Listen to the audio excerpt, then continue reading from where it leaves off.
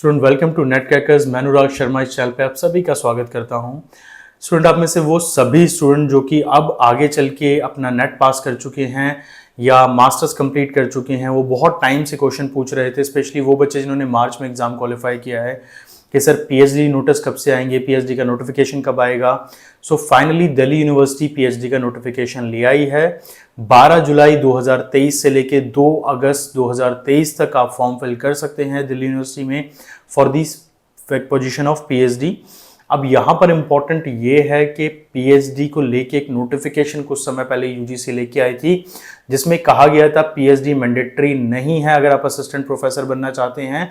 But मैं आपको बात बता दूं कि अगर आप पीएचडी के बिना एकेडमिक्स की लाइन में घुसते हैं तो ऑफ कोर्स आपका करियर ब्राइट नहीं माना जा सकता, क्योंकि आगे चल के आपके प्रमोशंस में और साथ ही आपके एपीआई स्कोर में पीएचडी का बहुत बड़ा रोल होता है।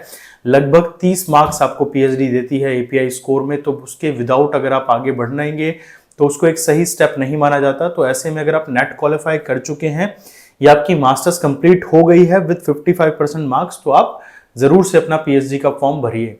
यहाँ पर सेकंड पॉइंट जो है इंपॉर्टेंट समझने वाला आपके लिए, वो है एलिजिबिलिटी क्या होती है अगर आप किसी भी यूनिवर्सिटी में पीएचडी करना चाहते हैं। यूजीसी की क्या गाइडलाइंस है?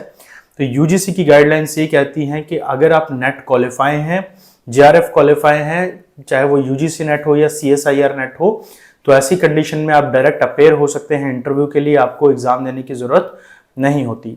साथ ही अगर आप मास्टर्स कंप्लीट कर चुके हैं with minimum 55% marks in general category या रिलैक्सेशन जो होता है कैटेगरीज के हिसाब से अलग अलग, तब आप पीएचडी में एग्जाम में अपेयर हो सकते हैं, पीएचडी कर सकते हैं।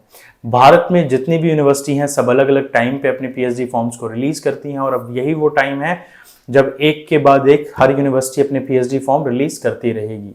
अगर यहाँ पर दूसरी बात इंपॉर्टेंट हम समझने की कोशिश करें तो वो ये है कि पीएचडी फॉर्म भरा कैसे जाता है और किन चीज़ों को फोकस किया जाता है। तो मैं यहाँ एग्जाम्पल लेता हूँ पॉलिटिकल साइंस का। सबसे पहली अभी पॉलिटिकल साइंस का अगर मैं बात करूं तो मैं पॉलिटिकल साइंस का टीचर हूं, पॉलिटिकल साइंस के लिए पढ़ाता हूं, और यहाँ पर इस बार दिल्ली यूनिवर्सिटी ने जो सीट्स निकाली हैं टोटल, उसमें इस चीज़ का भी ध्यान रखा है कि हर कैटेगरी को अच्छे से फॉलो किया जाए। तो ऐसे में अगर पॉलिटिकल साइंस की स्पेशली मैं एक फील्ड की बात करूं तो टोटल 51 वैकेंसीज यहाँ पर निकाली गई हैं। जनरल कैंडिडेट्स के लिए 16 वैकेंसी है, ओबीसी के लिए 11, एससी के लिए 6, एसटी के लिए 3, ईडब्ल्यूएस 4 है, और कुछ सप्लीमेंट्री सीट्स भी रखी गई हैं। पीडब्ल्यूबीडी जो एक कैटेगरी होती है उसके लिए 1 सीट है, और फॉरेन नेशनल्स के लिए 10 सीट रखी गई है। साथ ही छोटा सा एक कॉलम रखा गया नीचे जहां लिखा गया submission of research proposal is mandatory at the time of registration. साथ ही एक और बहुत इंपॉर्टेंट पॉइंट यहां पर मेंशन किया गया है। ज्यादातर बच्चे पूछते हैं कि सर अगर पीएचडी का फॉर्म फिल कर रहे हैं तो उसके अंदर किन एरियाज के अंदर हम पीएचडी कर सकते हैं। अब सब्जेक्ट की बात मैं यहाँ नहीं कर रहा हूँ, बट मेजर एरियाज, रिसर्च के मेजर एरियाज क्या हो सकते हैं। तो अगर आप पॉलिटिकल साइंस के स्टूडेंट हैं तो यहाँ पर मेजर एरियाज को भी मेंशन किया गया है।